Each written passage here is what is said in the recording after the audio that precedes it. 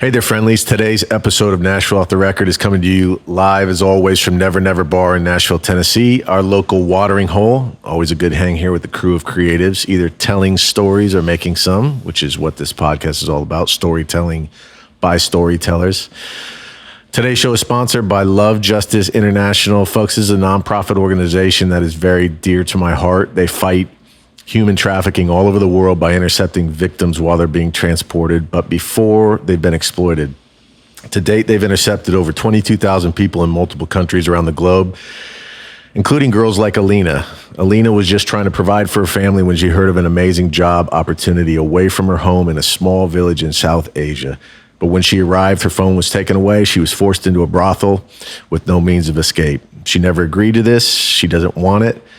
She has not been broken, but soon will be. Every 60 seconds, about the time we'll talk about this, two people like Alina are trafficked. Every minute of every day, 365 days of the year, like clockwork.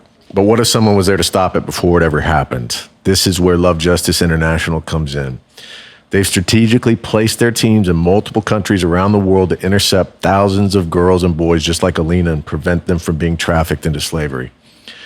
These guys are the real deal. The way it all started was 5 college buddies. One of them, who happened to be my little brother, went to Nepal for 6 months after graduating with no plans other than to hang out, play some soccer in the streets, and get to know the kids of Kathmandu.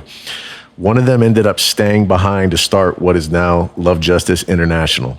I can honestly say there's no fluff here. These folks are actually on the ground, living in these countries, doing the work and getting astounding results, not only preventing exploitation, but partnering with law enforcement to file cases, collect evidence, all this to ensure that the assholes that are doing this are arrested and convicted. Super easy to help out. They've gotten so efficient that even just a few bucks goes a long way. So please take a minute and go check out what Love Justice International is doing to stop human trafficking at lovejustice.ngo. Once again, that is lovejustice.ngo. Do it. Nashville Off the Record is also sponsored today by Monkey Shoulder Whiskey, which is what we're drinking here at Never Never. Why is Monkey Shoulder called Monkey Shoulder, we hear you ask? Well, in the traditional malt whiskey making process, malted barley is turned by hand by malt men using large, heavy malt shovels. I just said malt more times than I ever have in my life. Years ago, some of these malt men would develop an injury which caused their arm to hang down a bit like a monkey's, so they named the whiskey, the condition, Monkey Shoulder. Okay, and hell sounds like a good name for whiskey. Myself, I like this whiskey neat, good to sip on a long day, settling into that leather couch, but Monkey is also made for mixing so you can jam. Just add Monkey to anything and have yourself a delicious cocktail. Monkey and squirt, Monkey and ginger ale, or if you want to cut some calories, you can even do a monkey coconut water. That's Colbie. He loves coconut water, which actually is quite tasty. Go get yourself some Monkey Shoulder whiskey and check them out at www.monkeyshoulder.com. Also, if you care to, go follow my friend Anna Maines on Instagram at Anna Maines for other fun ways to play with your whiskey. My guest today on the show, well, let me just say I'm stoked to have her on the show. She's a great friend, one of my favorite people walking around on this beautiful planet. I have also been lucky enough to work with her and experience all the crazy stuff that happens in the air when she gets in front of a microphone. I'll spare her the extreme formality of intros, but suffice to say, she's had multi-platinum records, hit singles, Bubbly and Realize, being a couple you probably made out to after a Friday night high school football game. She's won Grammy Awards, written with Taylor Swift, and most importantly, she's a true California girl and loves the beach more than anyone I've ever met. Please welcome to the show a woman whose voice causes angels to both weep and spurn in jealousy, whose vegan chili will cause even a meat eater to question themselves, who spits out mid-tempo hooks faster than a one-legged man in a butt-kicking competition, and who undoubtedly has more spins on the Home Depot playlist than any artist in history, the lovely and indomitably powerful Colbie Caillat. Wow, that was the best intro I've ever heard. That was so good. I knew an intro like that would make you so embarrassed. Yeah, so definitely. I had to keep it long, as they say. Hey, thank you for joining me. Cheers. Yes. Cheers to you. Cheers. Best drink. We were drinking Old Fashions, Colbie's favorite. So I typically don't, but when Colbie's in the house, I do what she does. What do you normally drink? I'm pretty boring. I go vodka soda. Oh, yeah. Tito's soda sounds Yeah. a little better. I mean, that and like tequila soda, that's like the healthier, right? Everyone likes to drink that because it's... Yes, and I gotta say, I'm actually not disliking the new trend for like the vodka soda in a can. Yeah. Or the tequila in a can, the ranch water. Mm-hmm. I mean, they're easy. They're easy, and they're definitely, it's not the coolest thing to order, and I whisper it when I order it. But they're good. They're good. How you been? I've been good. I'm so excited you're doing this. I've been looking forward to it. So no, this thanks is for coming over. I'm so glad you're doing podcasts because you've always been like the best. Like I haven't been interviewed by you before, but like you just ask the best questions and you're just the best person to like have a conversation with. So this is perfect. And you know so many people that, you know, either in the industry or whatever that you can teach people about. Thank you. Thank you. We've always had, anytime we're in the studio, no matter who it's with, we've always had, for some reason, long conversations and good discussions, and discussions we're probably embarrassed about and we couldn't talk about. But yeah, like as I say, we can't talk about it. I bring one up, like the price for making out with a celebrity of the same sex, right? Was that over tacos? Oh God, yes, Right? Yes. The answer that we can't share that someone said. Yeah, well, let's just say that everybody had different amounts, and the amounts were how much it would take, and the amounts were surprising. But, that was one of the funniest things I've ever heard, actually. Yeah, we won't say whose price was $17, but yeah, they know. So one thing I never knew that I just recently found out about you is that you started singing techno top line. Ooh, yeah. Is that right? Mm-hmm. Yeah. So my producer, Michael Blue, who produced my first album, Coco, his wife was, back in the day, his wife was the daughter of St. John, so St. John clothing line. Mm-hmm. And so for all the runway shows, he was making all the music, and it was like techno, like what the models walk down the runway to. And so, you know, I lived down the street, and he had worked with my dad, and he liked my voice, so he had me come write some of the songs with him and record my vocal for him. So that was the first thing I ever did, tracking wise. Yeah. Amazing. Like robotic, so much auto-tune.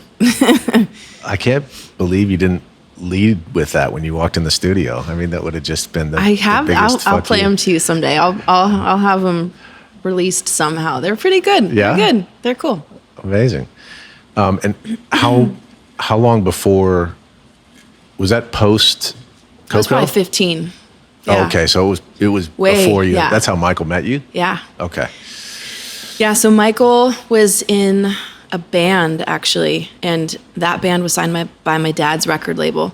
And then after they tried that for a while, Michael started his own studio and started producing, and he had heard me sing. Like, I was just in the studio with them, and I was just, like, sitting on the couch harmonizing, like, naturally to something, and he asked me to jump up and do a harmony to something, and that's kind of how our relationship started. And then he had me do the techno songs, and then Jason came to town, and we then started working on Coco. It was like all just a very natural progression.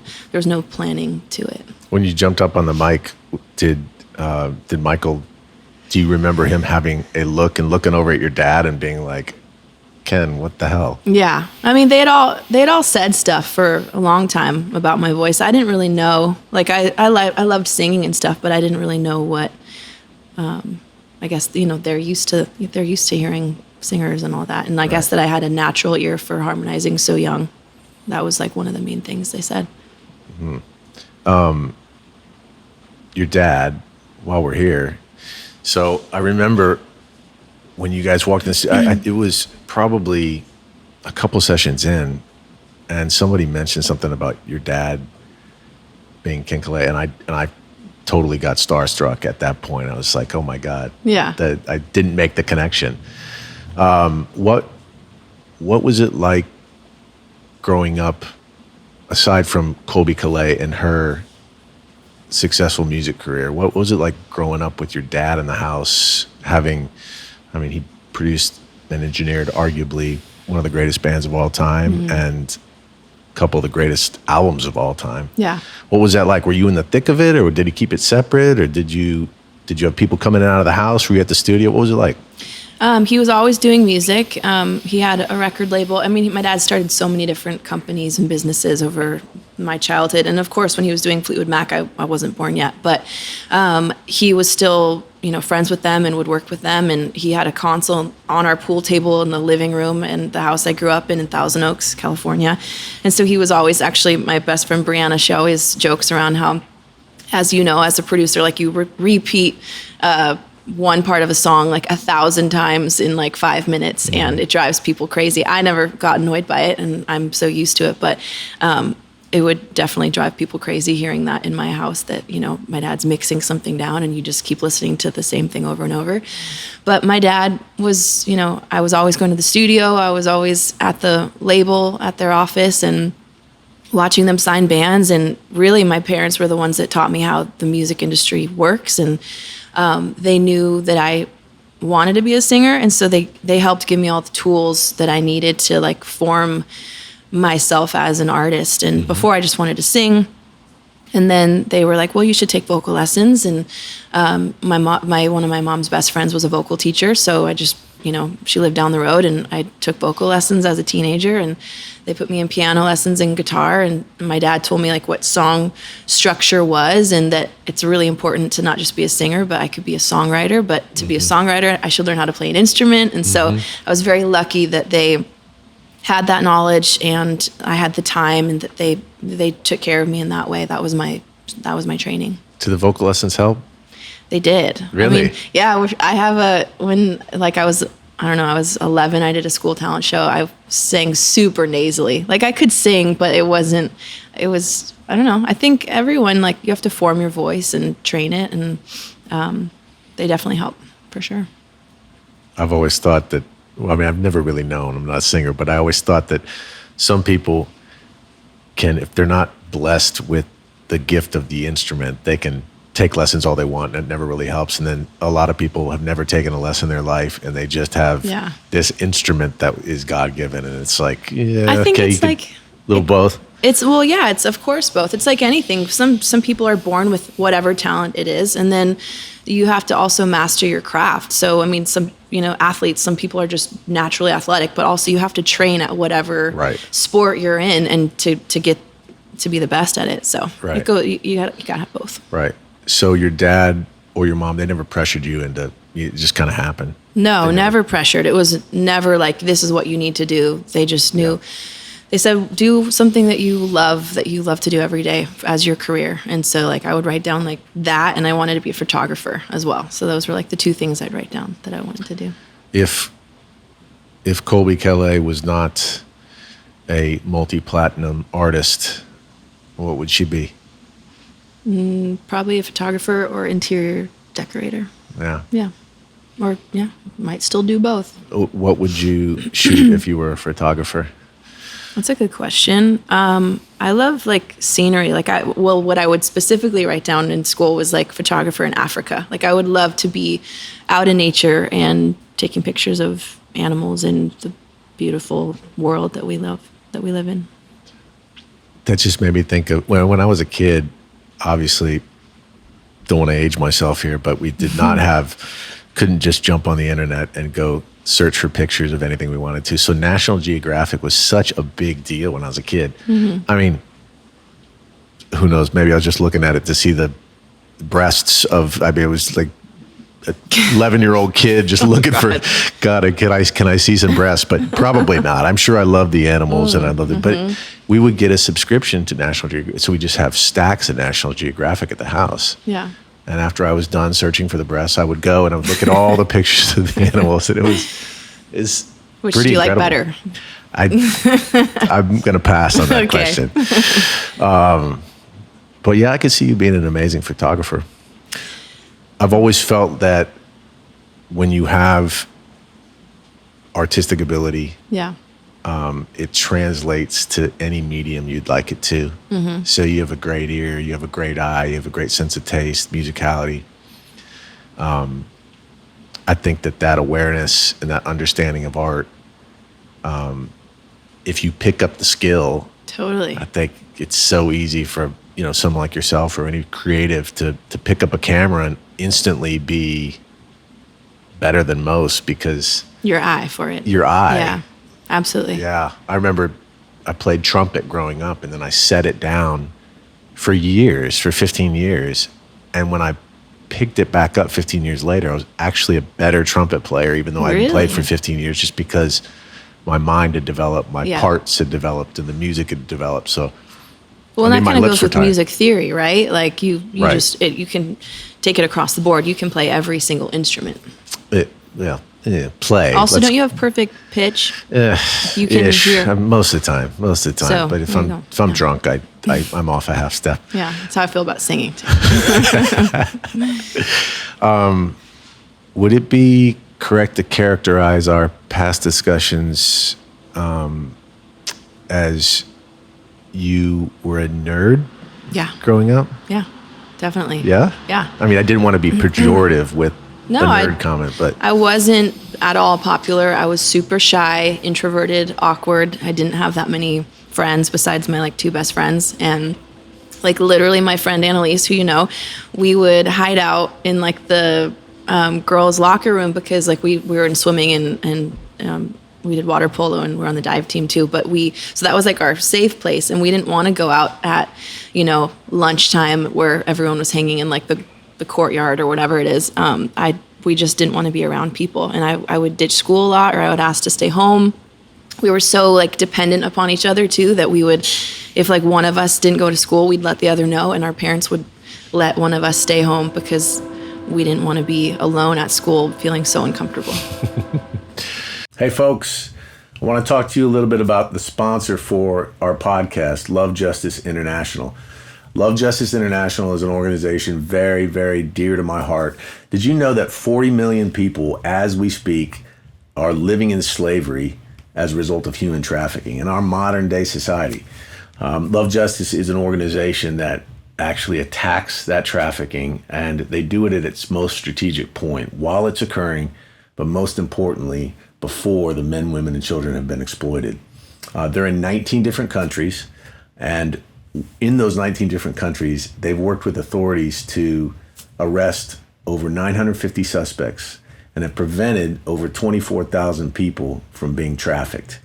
This is so very important. So if you get a second, please go to their website, lovejustice.ngo, and for just a couple bucks a month, a couple cups of coffee, you can literally stop a girl or a boy from being exploited or enslaved. So once again, take a minute, go to lovejustice.ngo, lovejustice.ngo. Thanks. So you were uncomfortable around human beings. Yes, I only like dogs and animals. Right. And you're still I still kind of feel that way. Yeah. Me Definitely. too. No, you're great with people. I always say, Colbie, that I know a lot of people and only like about 6 or 7. Yeah. So. Yeah. Well, it's a talent to be able to, get to know people as well as you do and make them feel comfortable that I couldn't ever tell that you don't like people or that you're uncomfortable around people, really. So it's great. That's good.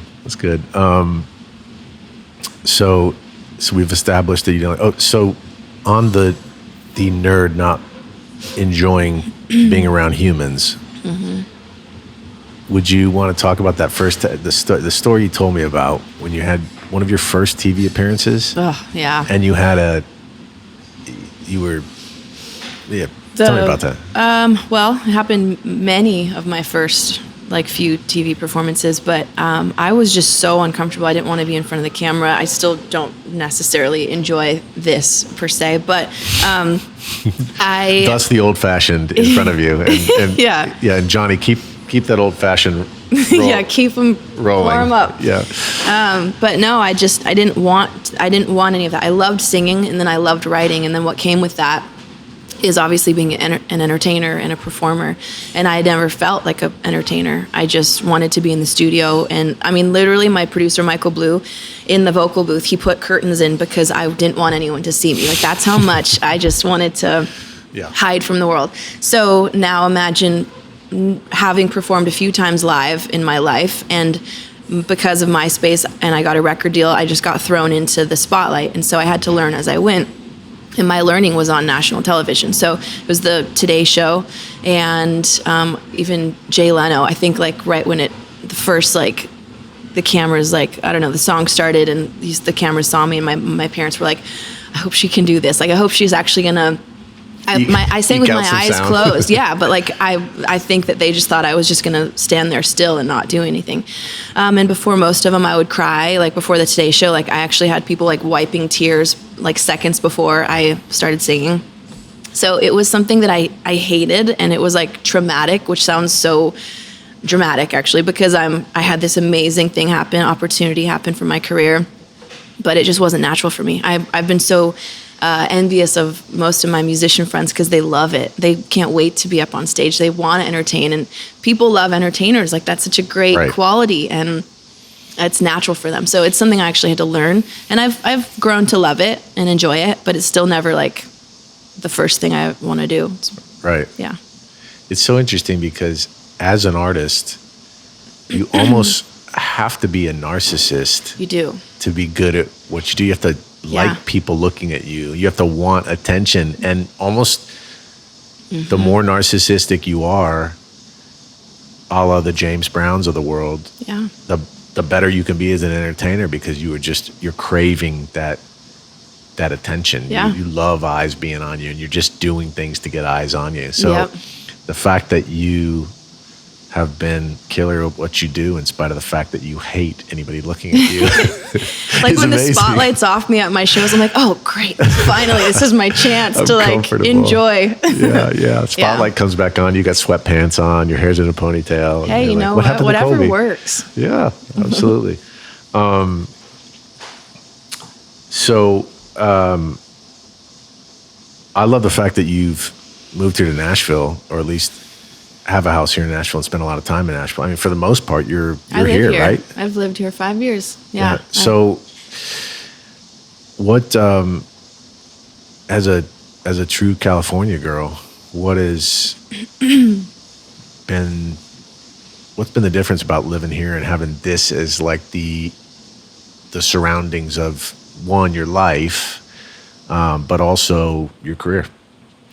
I think it's been great for me because I do feel like I lived in a bubble, and I was very sheltered, and I lived in one of the safest towns in the country. And I love California. I love the lifestyle I grew up in. I miss it. I love all of that. But I feel like I learned so much about life coming here. And like, I think it's important for everyone to live in a new place. And I feel like I should live in another place at some point in my life as well. You learn different ways, you learn people, you learn about yourself. And so I think what I love the most about Nashville is the community that is here. Like, and mostly it's music community that I'm in, but I feel like because it's a small town, actually, even though it's very large, it's very small. Everyone knows everyone. Everyone is each other's cheerleader. I feel like it's not necessarily competitive. I know that it is. Ultimately, everything's, competitive. Everyone's competitive, but I feel like everyone is supportive of each other here and rooting each other on. And everything's easily accessible, and it's just such a fun place to be in. And I've grown and established like wonderful friendships here. So I feel like personally for me, it's been amazing. And then for my career, I think it's going to be great as well. Do you think of music now that you're in the South and you've got the lore of Nashville country music and you've got so much country music around you, do you hear music differently? Do you think of it differently? Yeah, I do. I didn't like country music growing up. It wasn't something that was played in my house. My friends listened to it, some of my friends, and I didn't enjoy it, but I also don't think I heard enough of like the good, like classic country songs. And then in the past few years, I've been being introduced to different artists and different songs, and the songwriting is so incredible. And the storytelling with it all. And I'm actually now like a super like country music fan, which I don't even think like a couple years ago when we were in the studio, you would have probably not ever heard me say that. I liked country music, but now I just love it. I find myself listening to it majority of the time. And I feel like I've been writing different lately as well because of it. Yeah, melodies or lyric topics. Probably lyrics. Yeah. I feel like I'm before I would generalize things more, and now I think I'm more specific. And again, it wasn't even something I'm like, oh, this is what they do, I'm going to set out to do that. I think it's just we get inspired by that. Yeah. I love how so much more pop music is coming here to Nashville, but I also love how the tradition of the song that's embedded in country music. Yeah. That just, hey, we got to have furniture here. That, you know, the song's got to, I hate this term, but the song's got to scan. You know? I don't know the term. Is that a... I mean, I never use it, but I hear is that like a current the term? proper country writers when they come in, they're like, hey, let's just read down this lyric to see if it scans. And I'm like, use a different word. I mean, that is so, I've been hearing all these different terms in the world, and I'm like, yeah. But I mean, I get what they're saying in the sense that there's such a tradition to the song and storytelling in Nashville that I feel like that's one of the cool things it brings when pop artists are traveling here from London or LA, and we're getting to kind of write with them in the room a lot. Yeah. It's like that attention to the lyric. Yeah. That it's a cogent, cohesive piece. I think Absolutely. that's really a cool thing that it's brought to pop music, you know, especially now as we're starting to like say, okay, who are the next classic artists that are going to be around in 20 years? Yeah. Are they coming out? And I think that lyric seasoning into pop music is going to be kind of cool, you know? Absolutely. I remember this old school publisher, David Conrad, who used to be a publisher back in the day when everybody was just recording on Music Row, when there were only a few studios. It was like Waylon would be cutting in one studio and George Jones would be cutting next door at the other studio, and then, you know, Dolly would be cutting down the road, and they would all just drink together and kind of hang together, and the publishers could just evidently just walk in these studios and on a Friday night just hit like 3-4 recording processes to kind of pitch songs, get to know them, have some whiskey. No. And I remember David and I became friends through an artist we were working with, and David he would always take me out to steaks at Jimmy Kelly's, and he would tell me stories, and we just sit there and I'd listen to David tell old stories, and he was a great storyteller. In fact, I should get David on here because he's one of the best storytellers I know. But he would tell me all these stories about Waylon and George and Tammy Wynette, and I remember I had him come in on a song. He was in my studio, and I said, hey, can you listen to this tune? And it was a tune that I'd written with Trent Dabbs, who was a 10 out of 10 artist, kind of an indie East Nashville artist. And I played it for him, and he's like, play verse 2 again, Jamie. And I played it for him. He goes, I don't get it. I just don't get it. I mean, the lyrics sound cool, but he's like, what the hell are you saying? And I was like, well, what do you mean? I'm saying this. And he said, well, then say it. Yeah. And he backed up and he was like, listen, man, he's like, you got to have, when you're writing a lyric, like, give me furniture. Like, and I remember him hitting the table, and he pounded on the coffee table, and he's like, give me furniture. Yeah. So I can like taste it. And he said, back up to verse 1. And he found one line, and he goes, hear that line? He said, that's furniture. He said, give me more of that, you know? And I feel like that piece of Nashville is really valuable. Yes. Not that it's in plenty anymore here. I mean, it's definitely hard to find those publishers who are that good at songs. No, yeah. But, you know. Absolutely. I think it's so important to like literally just say what you feel and put it in a song. And I find like obviously there's like the great puns that are in most country songs, and it makes sense, and it's just this clever line, it's this clever catch. But I feel like the main parts, especially like I've found when I don't even know what to say, I'll like say I don't know what to say, and then I'll like look around the room and I'll say like whatever's on the like shelf. I'll say something like a record that's on the shelf or whatever, or a picture frame, or explain the picture, and then you actually just start getting into like the real stuff that people like to hear, that real, genuine what's going on in your life. And it makes them feel like, I don't know, someone's explaining what they're going through. Right. I remember you always being good at that. I feel like you're very good at that in general. Just I can remember times where you would just say, "Hey, guys, I wouldn't say that. Yeah. It just doesn't sounds Yeah. good, but it doesn't seem natural, you know?" Yeah, for sure. I do that a lot in writing. That's good. I don't know. That's good. I remember you would just, if you kind of were just sitting there looking away, we'd know, okay, we haven't gotten it yet. Well, yeah, and that's the thing. I didn't know how to fix it, but I knew it wasn't right. But yeah. Can you think of, well, could I hit you with some quick hitter questions? I think that Yeah. might be fun. Yeah. And you don't have to, I mean, if you can't think of an answer, it's okay. I might not, but- like maybe take a swig of whiskey and it might pop. Okay. Might pop out. Okay. Your spirit animal, Colbie. Oh God. If See, you I'm were not one. good at these. If you were one. Spirit. I don't know. I'm bad at these kinds of You questions. can say Machi. Machi. Is Machi your spirit animal? What's that? Machi. I don't. Sorry, I forgot your dog's name. Oh, Mate.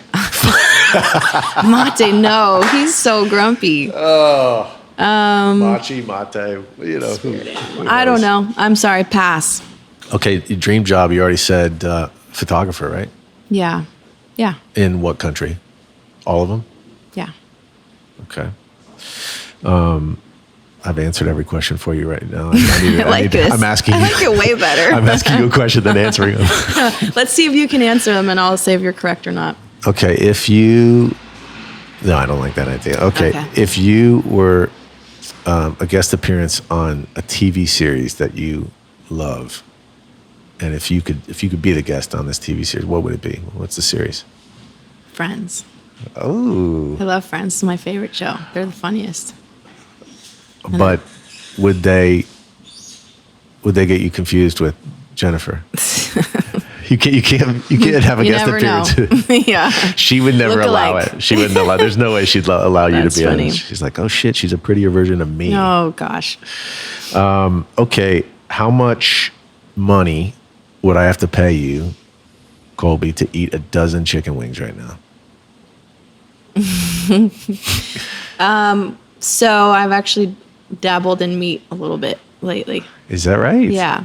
I still have all my same views on meat and, factory farming and animal cruelty and all that. But I think this year I've really just I wanted to open my mind up to things again and like relearn who I am. And I felt so difficult. I felt like I was such a no person. Yeah, I've always thought the same thing about you.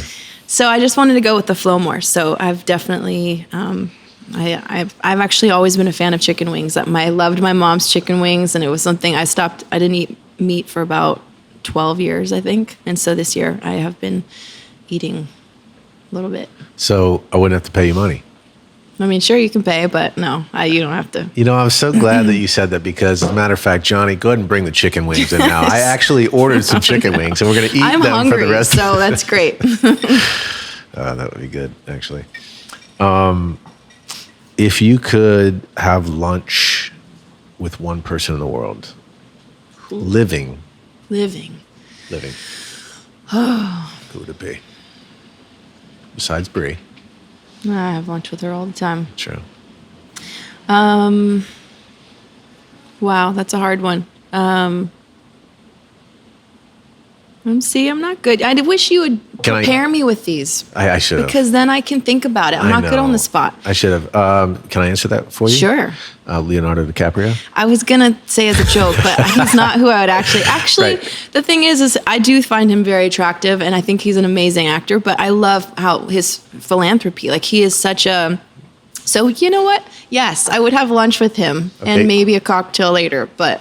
What about, would you prefer lunch with Leo or Tom Hanks? Oh, I love Tom Hanks.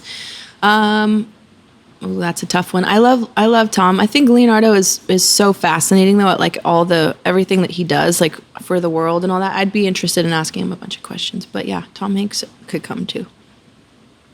I think. But thanks for answering both of those because you were correct. Tom Hanks is one of my favorite actors. I think Leo might have been the guy that I would kiss for $17. Was he? Or maybe it was was Brad Pitt. It was Brad Pitt. You guys were talking about Brad Pitt. Yeah, I mean, 17 and change. Someone said something more about. Right. It wasn't. Yeah. Kissing. Okay. McCartney or Lennon? Lennon. How come? I mean, no judgment, but Yeah. what's your reason? I don't know, actually. I feel like, I don't know. I just feel like I like, I don't actually know who wrote each song specifically, but I mean, did they write them all together? Did what? For the most part, it was collaborative, but they started separating themselves at the end. Lennon wrote Imagine by himself, or? I think Imagine is Lennon. And then Harrison started separating himself as a writer, McCartney, as they broke up. Lennon always felt like he was the dreamer, the idealist. Yeah. I just say what I feel and play music because I feel it. And McCartney was like the tactician. He was the craftsman. Yeah. Which is evidently why he ended up playing so many instruments on the record, because nobody would show up. They'd all be hungover, and he'd just have to jump on the drums. He's the mastermind. Yeah. Hey, folks, one more shout out to our sponsor for the podcast, Love Justice International. Love Justice started 20 years ago when 6 college students decided that they would go to Kathmandu, Nepal, play soccer in the streets, get to know the kids of the city. And in the course of doing this, they really fell in love with Nepal, but also became aware of the scourge that really inflicts not just Nepal, but the surrounding region, and that is human trafficking. So as a result of seeing this, they tried to figure out what they could do and started the organization originally called Tiny Hands and now renamed as Love Justice International. One of the other reasons why this is very near to my heart and why I'm so closely connected to it is one of those 6 college students was my little brother. And as a result, I really got to watch them over the years and how passionate and devoted they are to this cause. But not just that, but how effectively and efficiently they administer the aid and the help towards eradicating slavery in the area. So I can't emphasize this enough. Go to the website, lovejustice.ngo. For just a few bucks a month, you can prevent a child from being trafficked or enslaved. It's that easy. So lovejustice.ngo. That's lovejustice.ngo. Thank you. Okay. Cool. So that wasn't so hard. I mean, I get very stressed out in those kinds of questions. So much anxiety. Yeah, it's okay. You did great. Thanks. You said you're starting touring again. Do you have a story from tour that you can remember at the beginning that was horrible, embarrassing, like a disaster where shit just hit the fan, or do you have a bad touring story? Or I don't think anything was like crazy bad. I mean, there was times where I don't think I had really bad experiences. Like, what would a bad experience? I don't know what categorize as that. Any fires or things? I mean, like my first tour, my tour bus was called Roberta Blue. She was old. Like, I thought it was so cool. I had a tour bus, and I roll up to the Goo Goo Dolls tour, and they all have like these brand new, beautiful buses, and mine is like literally like a POS. And we were in Florida. It was like towards the end of the tour, and it broke down, and it was like 100 degrees, and we had to get all of our stuff off of it. We were all band and crew were sharing the bus, and that was one experience where it was like, you know, I'm grateful for now a nice tour bus, even though they all kind of break down, to be honest with you. They do. Yeah. Did the Goo Goo Dolls talk to you? Yeah, they were great. They were great. It was them and Lifehouse, and we were all buddies. They were wonderful. Lifehouse. Wow. Yeah. Yeah. I was speaking with David Hodges yesterday about the best. He randomly asked my favorite Goo Goo Dolls song, but I will say that he prefaced that with, this is kind of an embarrassing question. I don't even know why I'm asking it, but of course it's easy. Iris. I mean, yeah. But so never got stranded in a town. Ended up like drinking at a small bar in Davenport, Iowa, because Is this, have you? no, it's just a dream of mine to drink at a small bar. I don't know. There's been tons of crazy experiences. Oh, actually, one crazy thing. I mean, it was kind of scary. It was in Germany. We were walking down. I think we were in.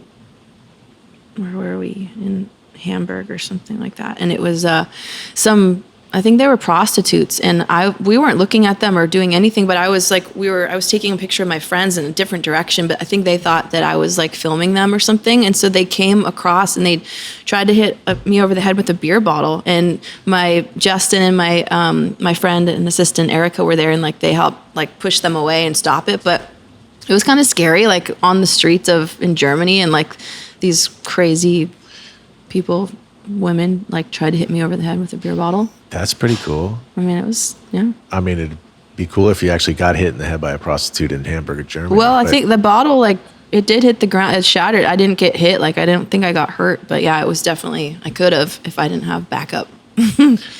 Colbie, you are a good enough storyteller to know that you have to exaggerate these things. I'm not a storyteller like that, though. Yeah, but you're a great storyteller. You always tell the best stories. It's just because I lie, though. That's the only reason. So I just got to make shit up. All right. It's just expanding a little bit. You know, it's not fully fabrication. I'm gonna say that next time. Yeah. I had to go to the hospital. I had a cut on my forehead, and maybe 4 prostitutes instead of 1. Maybe like 4.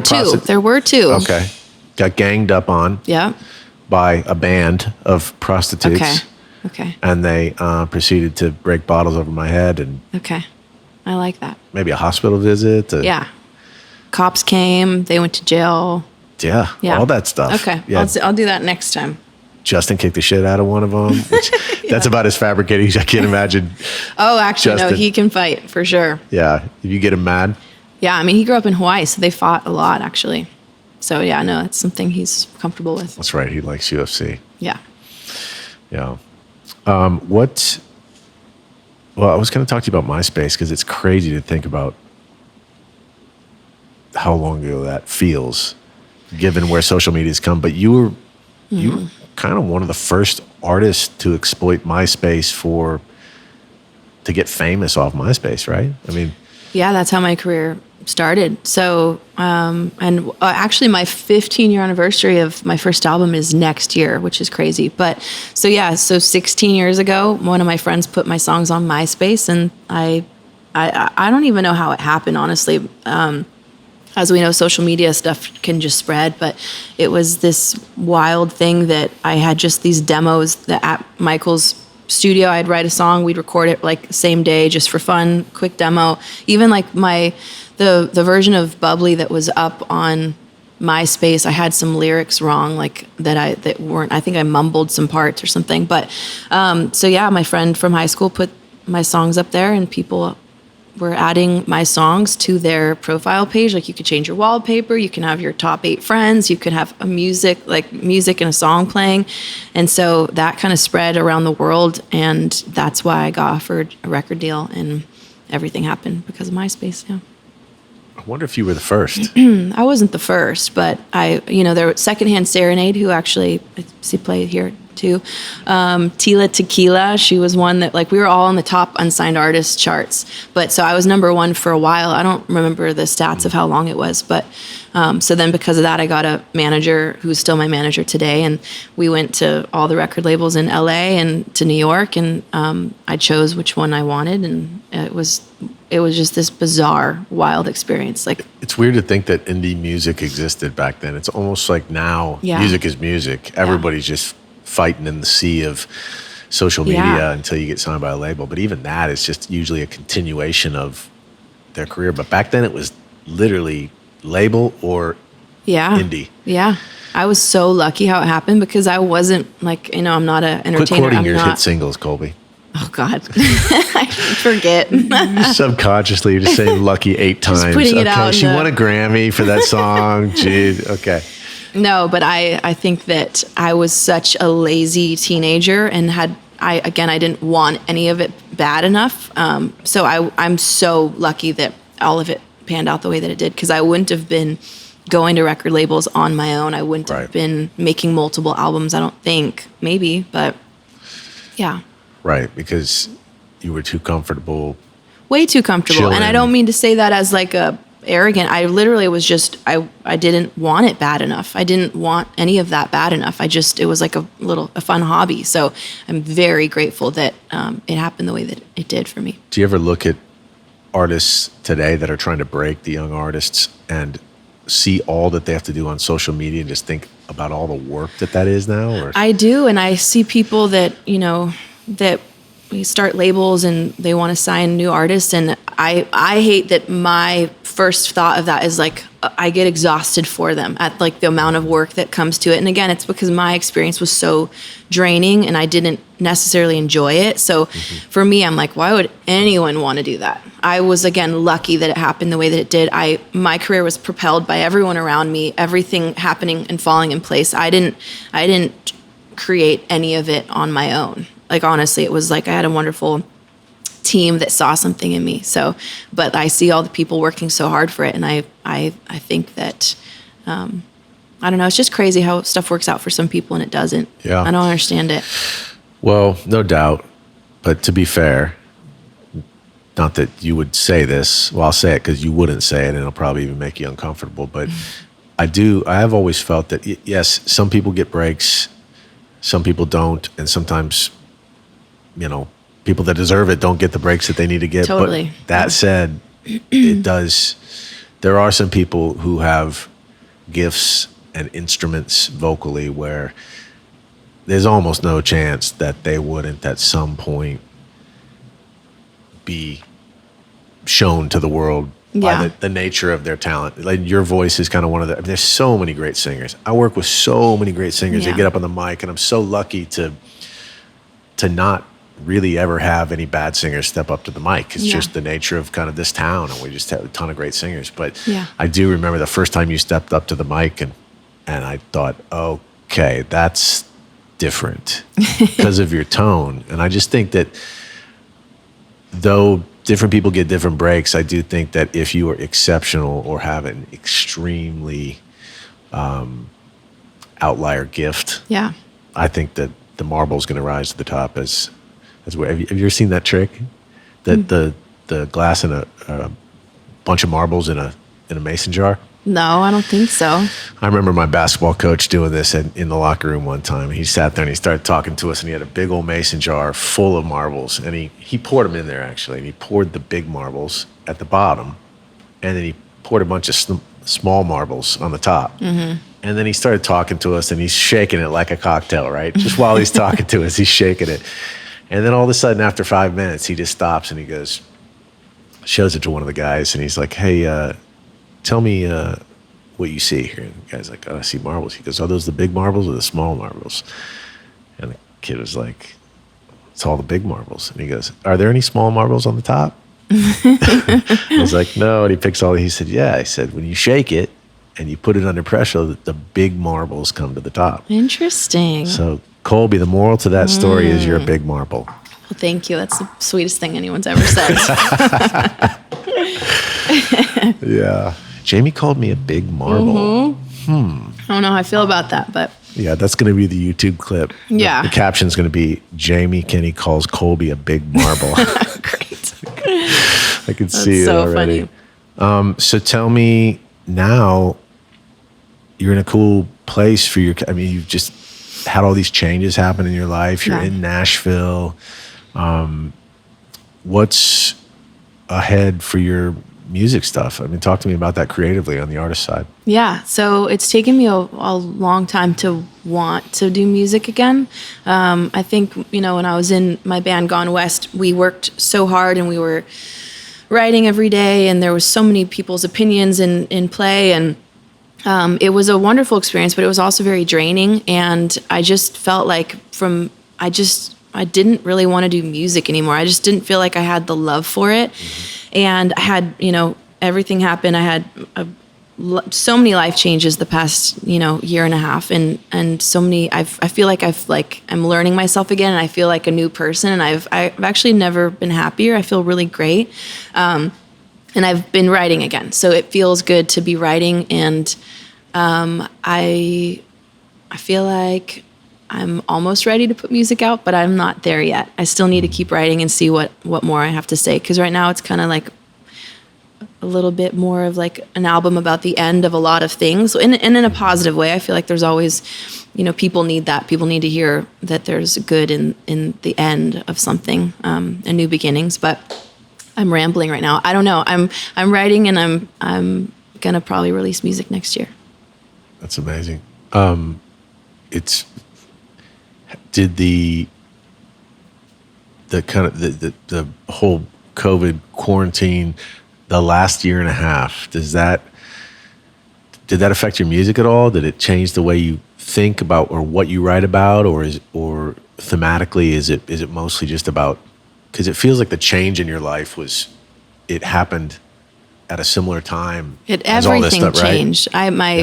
My 10-year relationship ended. The band I was in ended. The world shut down. It was literally all of it happened at the same time. I would say it allowed me time to like live life and like fully, and meet people and build relationships and experience new things. And I feel like I was one way. Like I moved out of my parents' house and I went on tour, and I was in a relationship all of that time, and focused on my career. And then all of a sudden all of this happened, and I felt like I was just an individual for once in my life, and it felt really freeing. So that's why I kind of been experimenting again and just like seeing what I want and learning about myself. And so that allowed me to write differently. So I don't think it had I think I'm just get more of life experience to write about. Right. It's such a big deal because that stuff just naturally imbues into your writing. You can't control it. It's going to be the lyrics you're writing, the stuff you're drawing from, the emotion that dictates the melodies you think of. It's just, it all. I remember being I just randomly thought about this. It was so long ago. It was probably one of the first couple albums I ever produced. But I was out in LA, and we were in the green room of Hotel Cafe with Josh Radin and Greg Laswell and my buddy Brandon Walters, and I was with an artist that I was working with, and of course we were all fairly inebriated, as so it goes in the green room at Hotel Cafe. But I remember standing by the piano with Greg and this artist, and Greg was unconscionably honest, which I love about him. And he was inebriated, so it helped. But he looked at this artist and said, "Yeah, your music's good. I just don't think you have the ability yet to write a really good song or make a really great project. It's not your fault." And she got really kind of offended. And he said, "Well, you haven't experienced enough yet. You know, it's not your fault. It's been kind of easy for you. Yeah. So I don't imagine that I could ever be compelled by anything you're saying." And he was so honest. Love that, and I was like, my face was like this. I was like, but I mean. But also, did that help the artist and maybe, or was it just hurtful? Well, no, I think that's the tricky part is, so what do you do?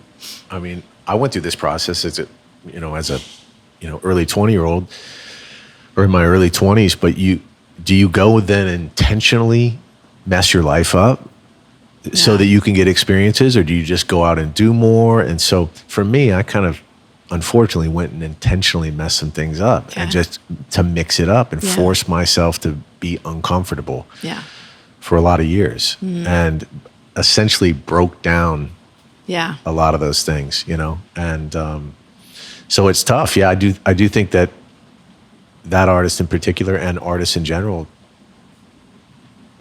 she broke some stuff down in a good way. And so did it help? That probably hurt in some ways, but yes, but then that helps. It did help. Yeah.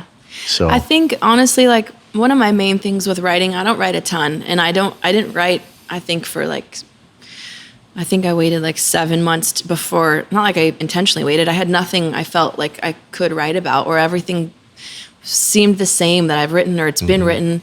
And so I wanted to wait until I had something that I really needed to say or wanted to say or had a different perspective on the situation. And I think that, I don't know, I think it was important to give myself that time because I don't want to write just to write. And I don't want to book a bunch of sessions. And I know that's so many, when you're,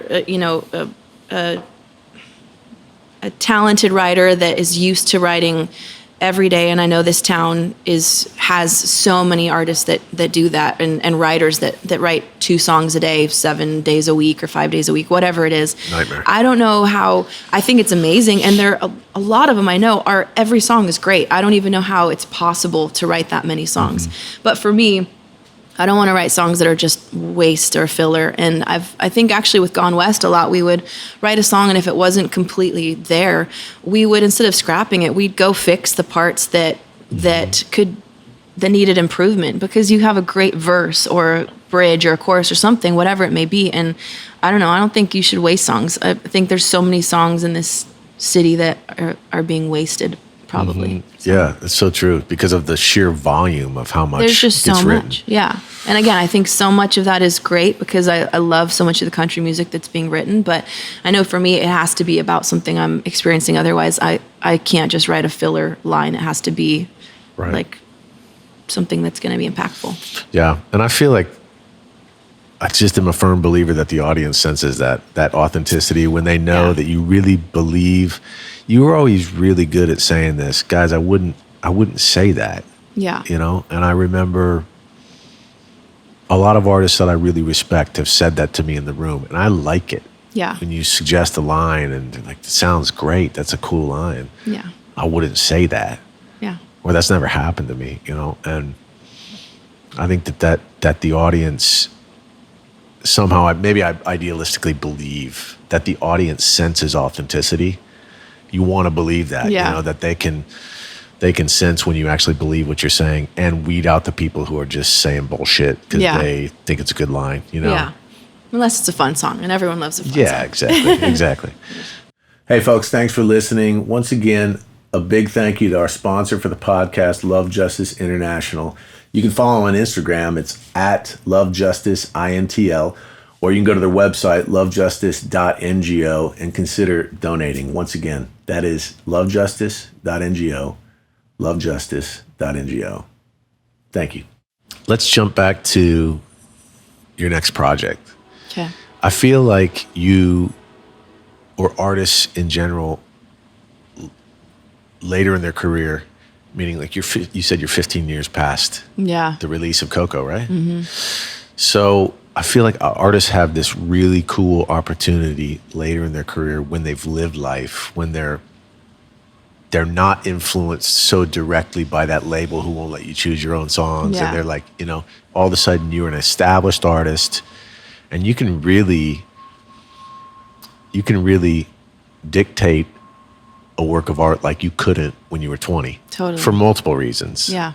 The control factor, but also just where you are as a human. I remember Michael Goldstone, legendary A&R guy. He signed Pearl Jam.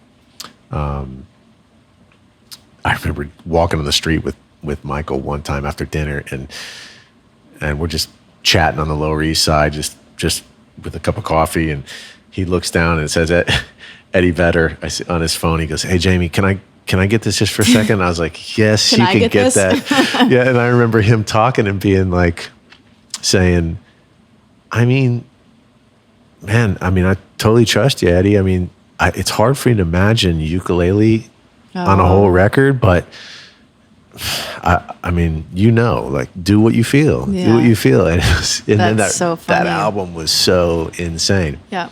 But Michael Goldstone told me one time, he said, a record is like an imprint. It's like a stamp of time. Mm-hmm. It's an imprint in time. Is, yeah. And I think a lot of artists make a mistake. They work too long on a record and then they don't get that real like acute and visible imprint of this was a chapter in my life. This is what I was going through at this time. Yeah. And it doesn't mean it couldn't be better. There are things on there I would have changed, but it doesn't matter. It's an imprint of that chapter, right? And then go make the next imprint for the next chapter. I know. So you have this awesome, I just think this is the coolest phase in an artist's career because they have the ability to make something that's timeless. Yeah. They've watched so much happen. They've seen so much in their career. And on top of that, so I think you're at that point. Yeah. And then on top of that, you just happen to go through this massive amount of change in one spell, which, you know, look at Adele's life. What she wrote that whole, which one was it? Was it 21? She wrote all about a breakup. Yeah. That's, But do you see it as like that? Are you excited about the music that you're about to make? And, do you see it as almost a different process or a different Colbie or a different voice than the artist that was crying on the Today Show? Definitely. I mean, it's definitely, I feel different. And I think you're right. Like the fact that it's taking, so you can take too long with it. And especially if you like, I'm not on a label right now, which feels amazing and freeing, but I have no one pressuring me to get work done. So I'm just taking my time. And now it's been like, it started, I was telling you about it like a year and a half ago. I wanted just to do like a EP of like acoustic versions of my old hits. And then I never ended up doing that. And then I went to go to the studio to do that. And then I started writing a couple songs. And then I've been now writing for a year casually. And I love all these songs, but they are about like breakups or again, about the end of something. And so I've found, and I haven't released my own music for like 6 years. So there's also that like pressure. Before I was just going to throw something out, let it stream. And now there's more thought behind it of the first thing coming back. Like, is it going to be good? What are people going to think about it? Is this what I want to release for my first thing back? And so now it has me, where before I was like, I was just going to put whatever out and not care about it. And now I've spent so much time that I'm actually overthinking it. So, well, who the fuck cares, Colbie? I mean, right? I don't actually care, to be honest with you, but I know that, I don't know. I'm also always scared of like messing things up or doing it wrong. Yeah. So, you know, I think there's, for me, all the truths in life are both and. You have two things that everybody wants to be, especially today. Everybody wants to be so binary, this or that. This is wrong, this is right. This is black, this is white. And I feel like it's okay to feel gravity and excitement about the importance of something, but still not care. Yeah. And that's hard to do. One is out of fear. When you get scared, it's obviously out of fear, and fear should never dictate anything, especially art. But I think it's cool to feel a gravity about like your next project or the next 3 projects. Yeah. You know, I think it feels to me, just for what it's worth, I think I'm so excited to hear what you do. And right now, even like that probably makes you feel pressure and fear about like, oh, it's got to be right. But I think there's a gravity to it that's really cool. Yeah. And I think you should treat it with importance. Yeah. I'm not telling you what to do, but you know what I'm saying? I think you should feel, it's okay to feel like this is really important. Well, and I do. And the thing is these aren't, I don't think they're really like radio friendly per se. Like they're not hit songs of what people would want. I think they're really good songs though. And so I just have to be okay with whatever that means, and have my team be okay with whatever that means. And then of course it gets me thinking like, oh, should I keep writing more songs? But then that just, I don't know, that you're in the midst of my thought process of what to do about it all. Yeah. So. Well, I think an artist knows when that well, if there's songs still coming out of the well, then there's still more to be had. Yeah. It's important not to write too long, but it's important not to shut it off. The well's still going, you know, and if the process is still evolving, you know, and especially because your process is such a culmination of your life, you know, in the sense of this moment happened for you maybe at a later time than it did for some people. Totally. You know, a guy like Emerson Hart, good buddy of mine in Tonic, you know, I mean, that process for him, that change happened early. Yeah. So it spawned kind of that real kind of amazing thing that became Tonic and some of those fucking insane songs that we love. Yeah. But yeah, I don't know. I think it's a really cool time for you with your art. And I think a lot of people don't get that intense realization. This is a chapter. This is like Totally. like should be an artist's dream. This is a legitimate chapter in my life, spurned on by this stuff. Yes. And Capture it. and yeah. let So people- yeah. I'm super excited as a fan. I'll send you a couple songs. Yeah. Yeah. I'm excited for you. I feel like it's obvious that this is a great start of a chapter for you. And I don't think it'll be one album. I think it'll be 3, 4, 5. I think it's going to define a new voice for you. Yeah. Just personally. Oh, thank you. Not that means anything, but that's just my thoughts. It does. Well, I can't wait to hear them. Yeah. That's cool. I'll send them to you. Get your thoughts. Yeah. I'm so glad that you're here in Never Never, because you've been such we've been humbled by your, I hate the word support, but You showed us this bar before it was ever open. It was still under construction. that's right. I remember like admiring this bar top, the walnut. Is that walnut or whatever it is? It's the way to me and my brother's soul is to compliment our bar top. Yeah, it's gorgeous. But no, I've been so grateful to see it before it was open, and then through the process of it being open, and of course COVID happened, but this place it's one of my favorite bars. It's amazing. Have you forgiven me yet for making you get up at our New Year's Eve party to I sing? hated that. I hated every second. Wait, was it Christmas? Was it Christmas or New It Year's? was New Year's. I think it was New Year's. But I think you sang a Christmas. I sang a Christmas It was a song. Christmas party. I was very upset. I didn't enjoy it. That's one of the things. I did not enjoy it. I didn't want to. I didn't look back at, oh, I'm glad. No. But that happens to me a lot. So it's not, I don't blame you. You know, I think I might have even said to my buddy Patrick Davis, who was sitting by in the corner before I asked you to sing, I said, I'm about to do something that Colbie is going to probably never forgive me for.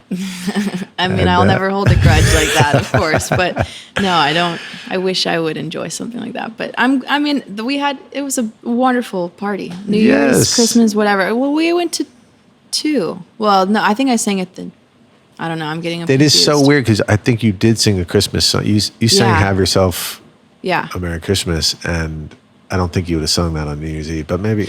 No, so it was the Christmas party. It was. Yeah, it was. Because then remember Lindsay sang? Yes. And yeah. Yes. Yeah, so.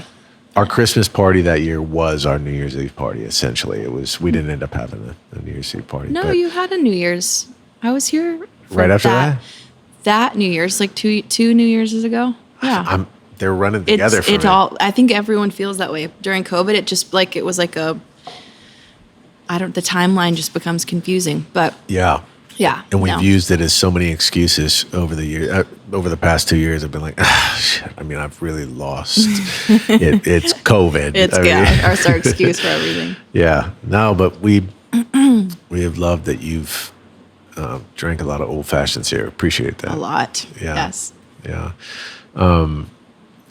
Well, I appreciate you coming by and chatting with me. Of course. I've been looking forward to it, and looking forward to catching up and getting you in the bar. And I know we got to get back in the studio too. Absolutely. You're my favorite producers. Well, I've working with you guys on that album was just such a fun experience for me. We made great songs. Yeah, the songs were so real, Mm-hmm. and I feel like it was therapeutic.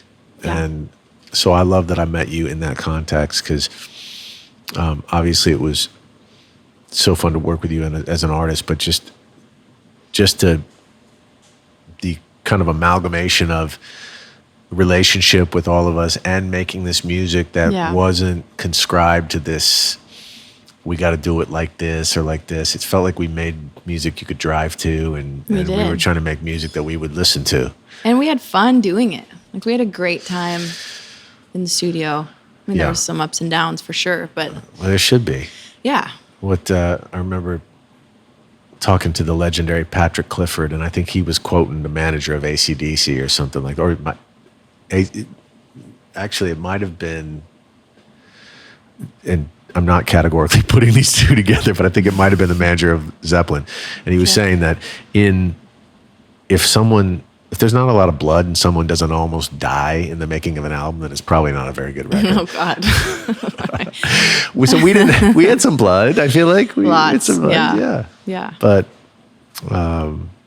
anyway, yeah, I loved making that music, and it was a fun time. But well, I will say thank you for talking to me, Colbie, and coming on. And you are one of the most pure, sweet souls that I've met.